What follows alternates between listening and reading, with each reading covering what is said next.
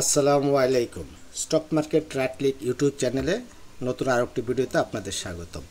আমরা গত 25শে এপ্রিল এই ক্যান্ডেলের পরে আমরা এসপিসিএলের একটা অ্যানালাইসিস শেয়ার করছিলাম, যে বলছিলাম যে গত পরের দিন যদি একটা লাল ক্যান্ডেল পাই তাহলে আমাদের প্রফিট টেক করে ফেলতে, আর এবং বলছিলাম যে 35 টাকার আশেপাশে এটা কারেকশন হবে। এই যে লাইন দিয়ে আমি বুঝাইছি যে কারেকশন হবে এবং 35 টাকার আশেপাশে আসলে আমরা নতুন করে বাই করার কথা চিন্তা করব। চলুন আমরা দেখে আসি যে আমাদের এই অ্যানালাইসিসটা কতটুকু ভ্যালিড ছিল।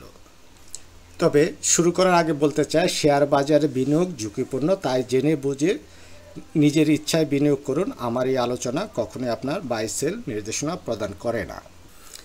আপনারা যারা সেই ভিডিওটি দেখেন নাই, আপনারা এই যে এক মাস আগে ভিডিও দেখেছেন 25/4, হ্যাঁ এই শিরোনামে এইটা দেখে আপনারা ভিডিওটা দেখে আসবেন, তাহলে অ্যানালাইসিসের অনেকটা বুঝবেন। আসেন আমরা চার্টে যাই।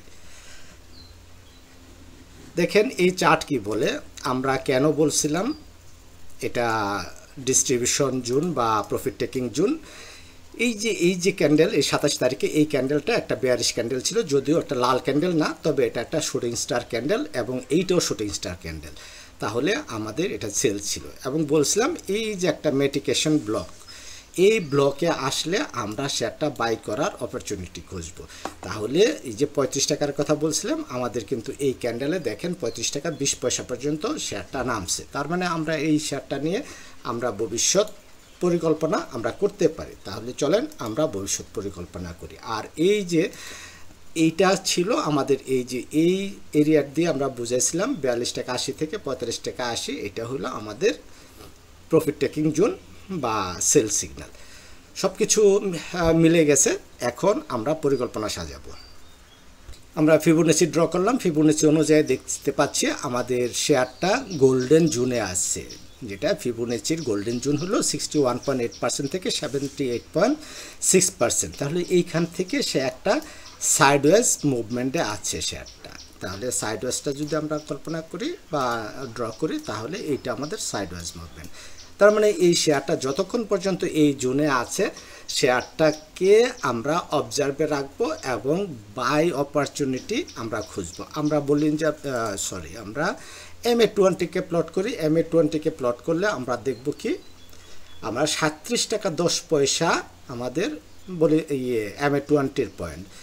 তার মানে আমরা 37 টাকার উপরে যখন শেয়ারটা পারফর্ম করবে, তাহলে তখন আমরা শেয়ারটা বাই করার কথা চিন্তা করতে পারি। পাশাপাশি আমরা কি করব, আরও কিছু ইন্ডিকেটর আমরা ইউজ করতে পারি। আমরা যদি আমরা দেখি ভলিউম প্রোফাইল আমাদের কি বলে। ভলিউম প্রোফাইলটা যদি আমরা ইউটিউব পর্যন্ত প্লট করি, দেখেন ভলিউম প্রোফাইল বলতেছে আমাদের বাই এই যে 37 টাকা, তার মানে একটার সাথে আরেকটা আমাদের ম্যাচ করলো 37 টাকা, ঠিক আছে।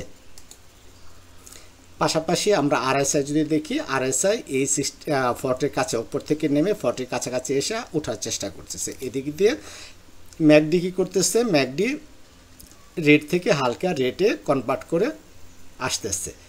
তাহলে ম্যাকডি লাইন আর হলো আমাদের জিরো লাইন এর কাছাকাছি, মানে এই ব্লুটা হলো আমাদের ম্যাকডি লাইন আর এটা হলো আমাদের সিগন্যাল লাইন। তাহলে এই ম্যাকডি লাইন সিগন্যাল লাইনকে ক্রস ওভার করে উপরে উঠে যাবে, ততদিনে আমাদের এই জিরো লাইনকেও পার করে ফেলবে। তাহলে মানে এটা একটা হাই প্রবাবিলিটির একটা স্টক। তাহলে আমরা এটাকে নজরে রাখবো এবং এন্ট্রি নেব। তাহলে কোথায় নেব, আমরা বলছি এটা আমাদের অ্যাকুমুলেশন জোন।